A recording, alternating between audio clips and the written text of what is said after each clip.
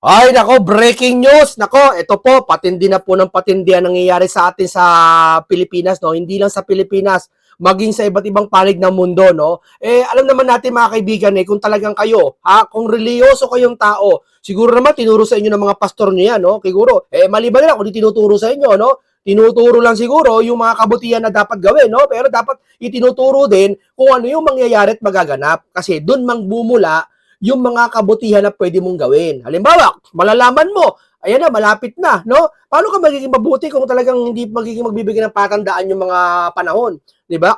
Ngayon, ito yung mga patandaan na ibinigay ng banal na kasulatan, no? Ngayon, dito po sa pangyayari na ito, hindi natin malalaman kung hanggang saan to. Pero batay po mismo, ito kay post po ni, ay mas maganda, painggan muna natin to si ano, no? Si BBM, no? Painggan muna natin sa kanya, mensahe sa OFW. Sabi niya ni Boss Dada, ang tagal na nag-aaway ng Amerika sa Iraq. Pero si BBM nyo kahapon lang naisipan mag-monitor ayon sa kanyang latest statement. Di ba? Kasi dapat, kung talagang leader ka, ito sa akin akin lang to opinion ko, kung talagang leader ka, alam mo nag-aaway yung dalawang bansa, isisiguridad mo na, yung mga Pilipino, mag-isip ka ng paraan mo, leader ka kailangan naman kami pa mag-isip sa'yo. Di ba? Alam mo kasi ganito yan etong digmaan na to, walang may kasalanan. No, pero syempre man lang, sa bagay, hindi mo masisisi si BBM, hindi mo masisisi yan. Bakit? Sabi nga ni Auntie Claret, puro trabaho lang Ang Pangulo, nasa ng Pangulo? Ayun, nagtatrabaho, no? Tapos iduduktong niya kay Sara. Si Sara, puro gala lang, puro pasyal, yun. Doon siya magaling.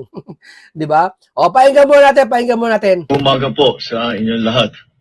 Sa palagay ko po ay nambalitaan nyo na po na binomba ng Israel at saka ng Amerika ang Iran.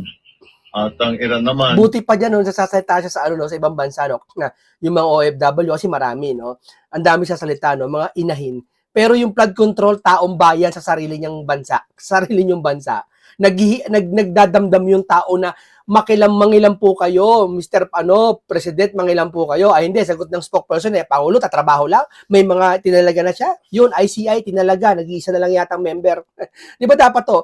Maging patas tayo. Hindi lang ho dyan sa, talagang importante OFW pag ingatin natin. Pero naman lang, magsalita rin kayo tungkol sa ay sumagot, bomba naman ng mga American base sa United Arab Emirates, sa Bahrain, sa Oman, at siyempre sa Israel. Alam naman natin na napakarami ang Pilipino diyan sa bandang Middle East. I'm sure nag-aalala kayo sa inyong mga kilala, mga kaibigan at mga kaanak na nandun. Mula nung nabalitaan natin na nagsimula itong gera, ay nag-monitor na kami kahapon pa ng Sir, ang tagal na pong may may away dyan. Ba't nila kahapon lang kayo nag-monitor? Sabi ni Boss Dada, ang tagal nang aaway ang Amerika, Israel, saka Iran. Afternoon, sa ating mga embassy, sa ating mga labor attache, sa lahat ng mga embassy natin doon sa Middle East. At nais kong i-report sa ating mga kababayan na sa ngayon, as of 9 o'clock Sunday, wala po tayong natatanggap na report na may casualty na Pilipino. Wala pong Pilipino ang namatay, wala na Pilipino ang nasaktan. At sa ngayon... Grabe, Nok. Pumayat si Junior, Nok. Nakita niyo yung mukha niya. Dati ba, lusog-lusog niya. Parang iba talaga ng hindi sa stress Ibig mo sabihin, 3 taon na, ngayon siya na-stress, na pumayat. Hindi, nagkasakit talaga siya. Nung diverticulitis siya sabi, grabe pinayat niyo. Talagang, tapos yung nakarang araw, di ba, sabi niya, alleged nila pero hindi naman pala daw totoo. Nasinugod daw ata sa hospital yan. Dala ng isang chopper dun sa isang hospital na kilala sa Global City. Sinugod daw yata, no? May napansin ng iba. Eto ngayon, araw na to, nagsalita siya tungkol dyan sa OFW dahil sa nangyari sa Middle East.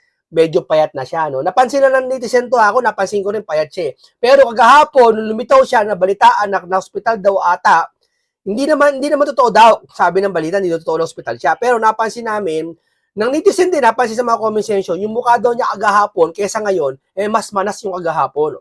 No? Pero ngayon parang hindi na ata, parang ewan ko kung sa camera lang Yan napapansin nila. Wala naman masama siguro kung napansin na naman, no? Concern lang kami sa inyo, Mr. Pangulo, no? Kasi pumapayat kayo, no? Sa pagpayat ng biglaan. Ang alam mo, sa panahon niya, ang hirap magpapayat, no? 'Di ba? May mga kain ka pa, diet ka pa bago ka pumayat. Ang hirap-hirap, 'di ba? Pero si Pangulo biglang pumayat. Patuloy ang aming pag-monitor para tiyakin na nasa magandang kalagayan ang ating mga kababayan sa Middle East. Ang ating tuloy-tuloy na binabantayan dahil ito'y kailangan natin tuloy Parang bagyo lang binabantayan pero nakakapasok, no? Parang ganun ba? na bantayan at hindi ito tapos pa. Palagay ko patuloy pa itong gerang ito. Ngunit sa aming latest report ay ang ating mga kababayan ay nasa safe na lugar at sila ay kapunta sa mga bomb shelter kung saan sila at lumalayo sila doon sa mga bases ng Amerikano upang hindi naman sila mapalapit sa Ayan. Yan yung sabi na basis ng mga Amerikano at tinitira ngayon. Yung may EDCA yata, nasabi ni Jason sa natitira yata mga EDCA. Sa Pilipinas yata, ilan ang EDCA natin, no? Nasa 10 yata. O... Patuloy po ang pagre-report natin habang dumadating po ang report sa akin. Ayun. Nako. Ayoko na magsalita sa'yo, Pangulo, ha? Kasi alam ko may sakit ka. Ayoko makadagdag ng perwisyo sa'yo, ha? Di ho ba? No? Ito, punta tayo kay Jason sa dito kay Jason sa po na kung saan hindi yan. Ito, to. May post po si Jason sa na tinatawag na EDCA na kung saan maganda pa yan natin, basahin natin. Sa kanya galing to, hindi galing sa akin to ha. Lord, iadya mo po kami sa lahat ng masama. Siyam na EDCA sites o military base ng US, batay kay BBM, di ba, tinarget yata ng Iraq ang base ng US doon at pinapalayo ng mga OFW kayo kung ano man, malapit kayong tirahan dyan sa EDCA na may US dyan. Kung ilan man kayo, lumayo na kayo. Kahit 1 kilometro pa lang yan, lumayo na kayo. Kasi yung pulbura niyan, yung ano niyan, yung mismong debris niyan, no, nakakadisgrasya rin sa kalusugan, no. Lumayo na kayo, may mga shell kayo, bomb shell, pumasok na kayo doon, no. Ngayon, itong EDCA na po na military base daw ng Pilipinas, siyam pala. Isa na pong binobomba ng Iran ang lahat ng US bases sa iba't ibang panig ng mundo. Kung kayo po ay nakatira sa mga lugar na ito, ang aming pong payo, iba yung pagdarasal, pag-iingat at gumawa po kayo ng hakbang para sa inyong kaligtasan. Ayan EDCA site. Iba-iba EDCA, meron sa Central Luzon yata, meron sa Luzon, Bisaya, ang dami pong EDCA site. Ayan ito pa. Naval, yung mga opisyal. Kay Jason sa photo, nag-post po siya. Ibig sabihin, pinalilitaw niya rito, isa-isa na pong binubomba daw ng Iran. Ngayon, syempre, kaya niya pinostok, hindi natin alam. Wala naman siya sabi dito, tatarget ng Pilipinas, no? Pero syempre, iba na yung paranoid ka. Iba na syempre yung mag-iingat ka. Sabi niya, kumbaga, walang pinagkaiba yan dun sa uso ang sakit, no? Wala naman sa lugar niyo may sakit na viral na sakit doon, pero pinag-iingat ka pa rin, magmask ka pa rin. Parang ganun yun eh. Sabihin, syempre, safety first na syempre. Bagaman walang siyasabi at walang impormasyon na nanggagaling na tatargetin lahat ng EDCA, sa buong mundo.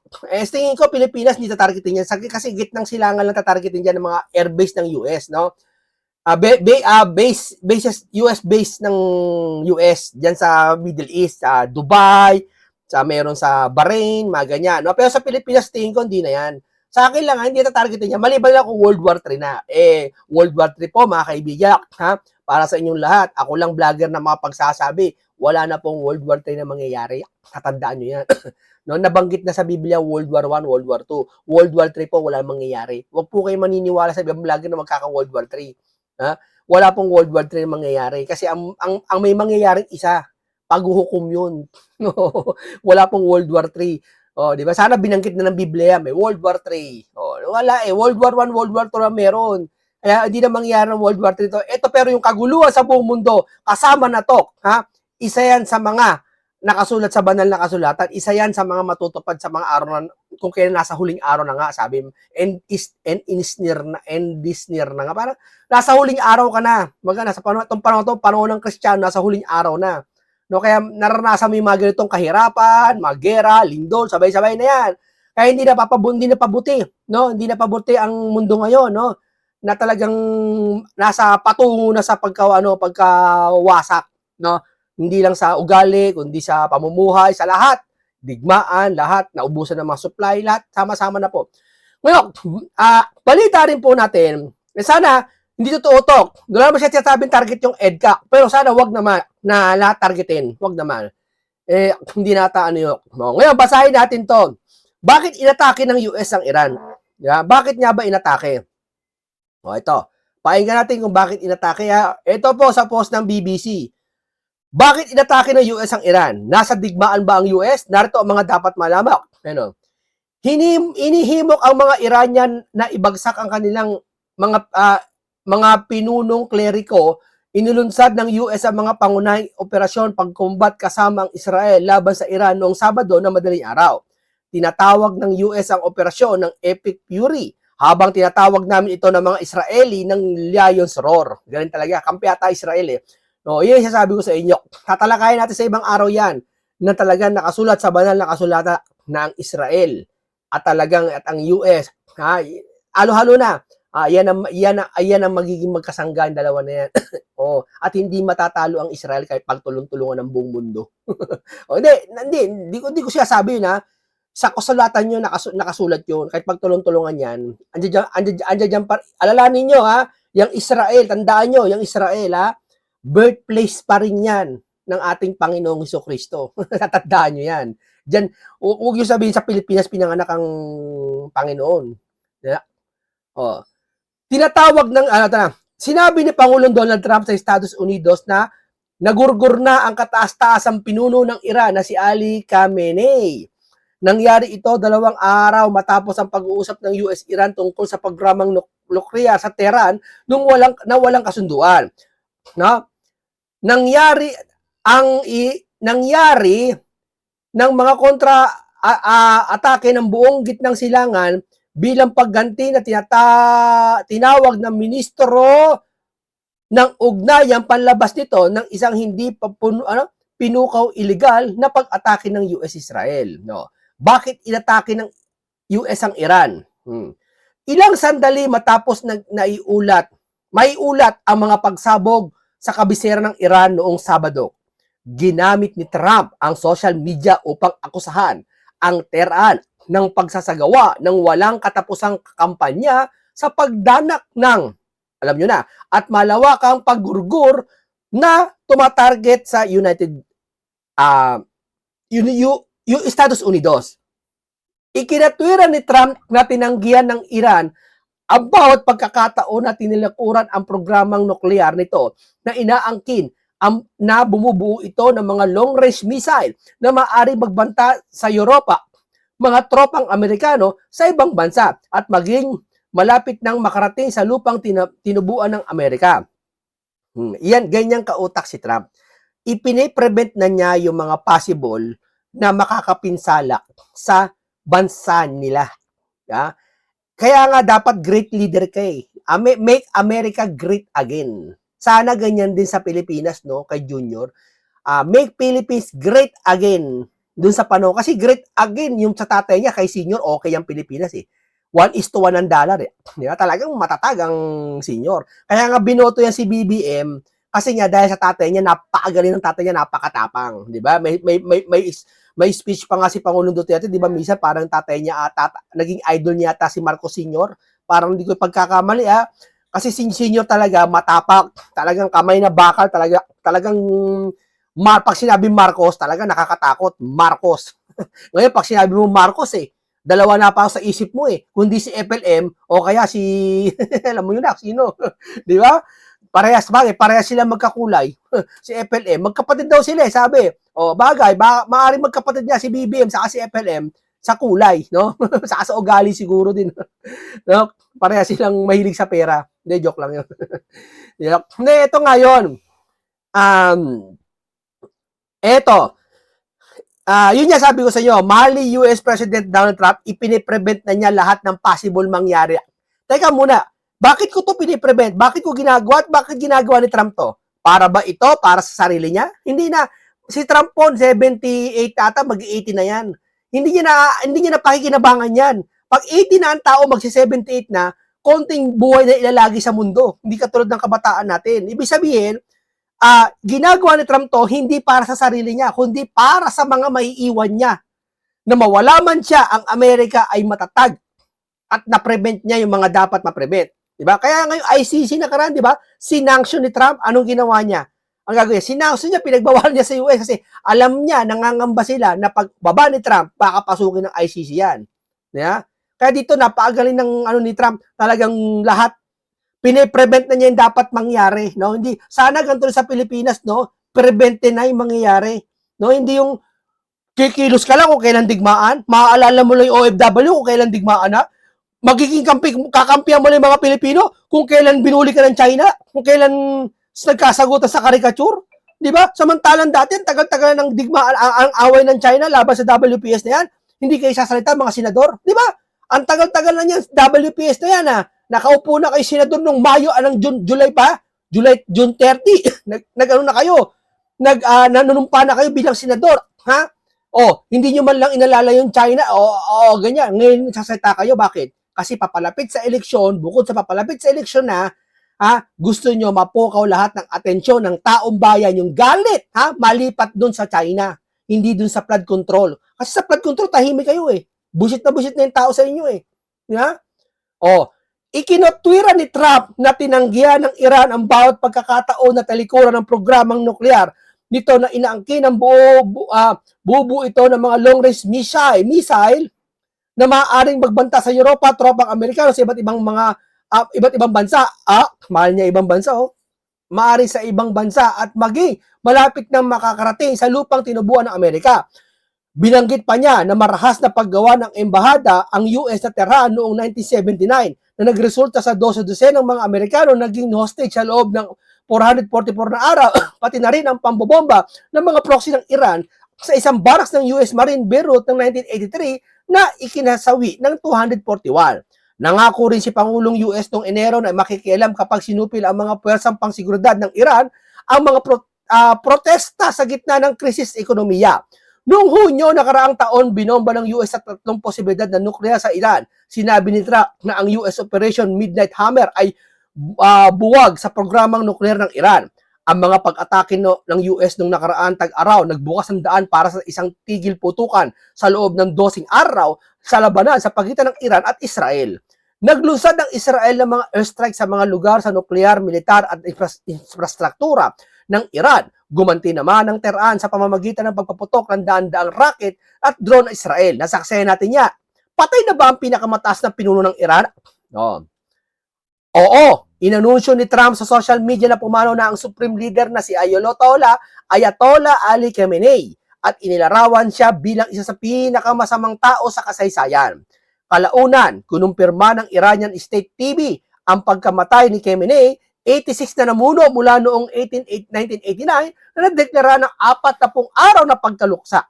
Isang intelligence source ng militar ang nagsabi ang US partner ng BBC sa CBC na humigit kumulang 40 opisyal ng Iran ang nagurgur din ng mga pag-atake. Nakuha ng BBC verified ang mga imahe mula sa satellite na nakuha sa Tehran na nagpakita ng malaking pinsala sa bahagi ng opisina ni Khamenei sa kabisera ng Iran. Yan po mga kasama natin, dito po talagang makikita natin yung katatagan ni Trump. Yung pagnanais niya mapaganda ang Amerika, tinutupad niya sabi niya na make America great again, di ba? Ewan ko sa Pilipinas, yung unity na tibag nga kay Sara, na pati kay BBM, ba't di man lang pinagpatuloy yung salitang unity? Unity na yun. Wag na lang yung team wag na lang. Yung unity na lang, ipagpatuloy na lang. Di ba? Sa pamamagitan ng anong paraan, Ikaw ba naman, kahit alam mong inaaway ka, presidente ka, palagay natin, kritiko ka ng mga Duterte, mga DDS, bakit hinayaan mo pa na papasukin yung ICC dito sa Pilipinas para lang, sabi ng iba, hindi ako may sabi, na para may ganti ba sa mga Duterte? Para ba maipagganti na sa ginawa? Sige nga. Kasi kung ikaw ay unity ang pinagsusulo mo bilang presidente, hindi mo hahayaan na si Duterte madampot ng ibang lahi. Kahit galit na galit ka sa tao na yon. Bakit? Para saan? Para sa si Pilipino, para sa bayan na to. Tama, mali. Di ba? Hinayaan mo, sayang. Tingin mo yung mga gantong leader. Kahit anong leader, matatapang. Di ba? Wala akong nakitang leader na duwag. Maliban lang sa isa, alam niyo na kung sino yun. Napakaduwag eh. Di ba? Napakaduwag. No. Ito pa, ano pa tayo, magbasa pa tayo dito banda. No? I-ano natin to. Ito. Tirahin natin tong, ano na to, tong, kinumpirma ng media estados ng Iran ang pagkawala at kataas-taasang pinuno ni Ayatollah Ali Khamenei. Kinumpirma ng media ng Estados Unidos nitong linggo, madaling araw na pagkawala ng kataas-taasang pinuno sa isang malaking pag-atake ng Israel Estados Unidos na nagdulot ng pagdududa sa kinabukasan ng Islamico Republico, nagpataas ng panganib na kawalang tatag sa rehiyon. Inanunsyo ni Pangulong Donald Trump ang pagkamatay ilang oras bago nito nasabing magbigay ito sa mga Iranian ng kanilang pinakamalaking pagkakataon na bawiin ang kanilang bansa. Iniulat ng yun na nga, no? Pero mga kaibigan, hanggang dito, ano tayo muna, basta iano na natin kasi itong digmaan na to, hindi talaga hindi talaga matitigil to kasi sa Biblia to. Sa Biblia. Talagang mangyayari to, no? Hindi to maiiwasan. Oo. Ano pa ba? Wala tayo. Ngayon, ganito, maraming salamat po sa inyo mga kasama. Sana yung katatagan ng leader ni Donald Trump, sana makatagpo tayo sa bansang Pilipinas na maging Philippines make great again. Akala natin doon sa panahon ni Senior Marcos, doon kasi magandang Pilipinas doon talagang lahat di ba? Ngayon iba. Kaya nga binoto namin si BBM kasi akala namin mala senior yung ugali. Kasi talino ng tatay niya Di ba? Kaya namin binoto yun kasi talino ng tatay niya wala. Ang layo. Promise, ang layo. Matalino ka rin naman, pero yung tatay mo, ibang-iba sa'yo. Yeah? Yun lang yun. Okay, maraming salamat po sa inyo. Talaga ang digmaang ito, talaga sabihin ko sa inyo, hindi na to, pasensya niya, sorry to say, pero nakalagay sa banal na kasulatan, patuloy ang mundo, hindi papabuti. Papawasak, sabi niya ng banal na kasulatan, hindi na pabuti. No? Kahit anong gawin mo, talagang patuloy to sa kalubhaan. Di ba? Para mangyari lahat ng katuparan, para mangyari lahat. Kasi pag hindi nangyari to, hindi matutupad yung sabi ng banal na kasulatan na darating yung pagkakataon, bababa si Kristo. No? Kailangan talaga matupad lahat ito. No? Okay, maraming salamat. Hanggang dito lang po. Paalam po sa inyong lahat.